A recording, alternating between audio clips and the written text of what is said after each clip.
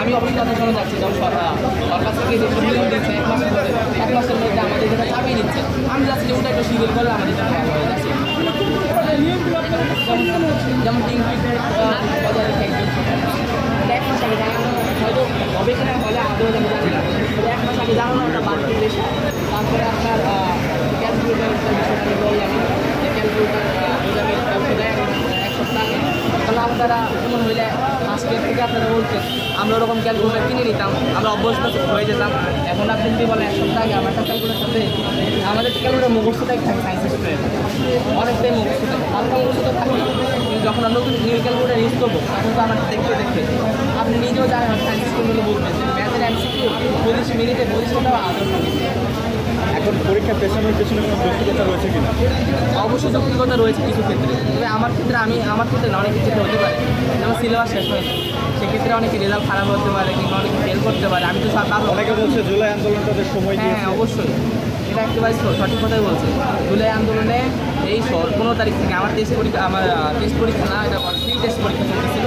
আমি 16 তারিখ থেকে আন্দোলনে ছিলাম, এমনকি 5 তারিখ 10 তারিখ পর্যন্ত আমার কোনো করা হয়নি। এটা হচ্ছে কি আমার ক্ষেত্রে, আর অনেক স্টুডেন্ট আরও বেশি ছিল সন্তুষ্ট। তারপরে আপনার ট্রাফিকের কাজ করা হয়েছে, অনেক ছাত্র ট্রাফিকের কাজ করছে। তাহলে কি করলে ভালো হয় পরীক্ষা করতে? আমরা চাইতেছি যদি 26 তারিখে আমাদের স্বাস্থ্যবিধি মেনে আমাদের সব কিছু মেনে নেওয়া হয়, তাহলে আমাদের কিন্তু নিয়মগুলো একটু শিথিল করে দেওয়াই ভালো। আর যদি তারা শিথিল করতে না পারে তাহলে যাদের ওদের মনে হয়েছে যে 2 মাস পিছানো বা 1 মাস পিছানো, এটাও তারা দেখতে পারবে।